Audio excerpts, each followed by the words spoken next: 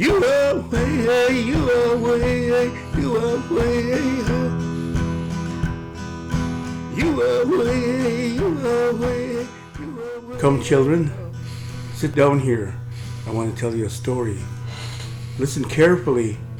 My grandmother told me this story when I was a child. It happened a long time ago when my grandmother was a young woman. Although she married and settled in the prairies, she was raised in the northern forests of Manitoba. This is where my story begins. One day she left the prairies of Saskatchewan to visit her relatives in Manitoba. In Manitoba they had to travel by a large boat on a very big lake. It took them days to reach their people. She traveled with her children.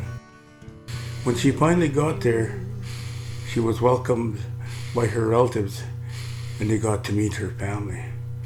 They had a wonderful time meeting with all relatives. When they finally settled down, they were told not to venture into the forest, for it held many dangers, including a big hairy creature called a windigo. They told her some people saw it and some never returned. They believed the creature was a cannibal and maybe an evil spirit who had its beginning with people. One day my uncle, who was a medicine man, went out into the forest to get medicine from a plant tree there. And while they were picking this medicine, they heard a very distinctive scream. It was the scream of this creature. They started to run, but the creature's sound kept getting closer. Finally, the old medicine man found a plant that looked like a foxtail. He took some of these plants and he burnt them and held them in the air. He said the smell of burning plant would turn the creature away from them. Sure enough, the sound of the scream gradually faded as they ran further from the forest. When they finally got back to the settlement, my uncle was curious and he asked about this great creature. The old medicine man sat him down along with some others, including my mother and grandmother, and told them a story. It happened when the young men were still warriors and hunters, and they hunted with muskets. Late one night, this young warrior returned home from a hunting trip and found his wife asleep, but she was grinding her teeth and biting her lips till they bled. He became troubled by this, for he knew what that meant. His beautiful wife was turning into a windigo. After many nights watching her bite off her lips, he knew what he must do.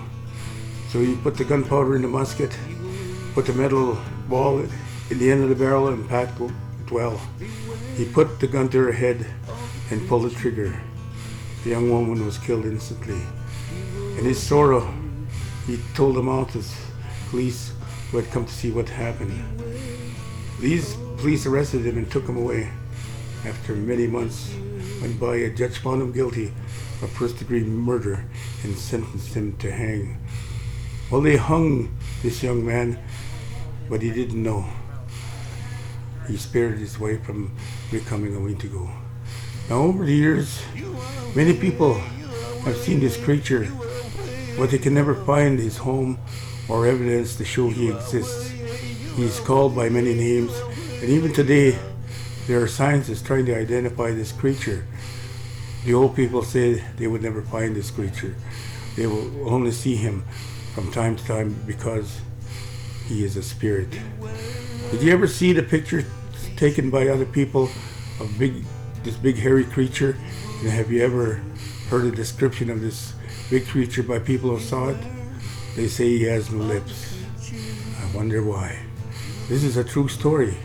It was told to me by my grandmother.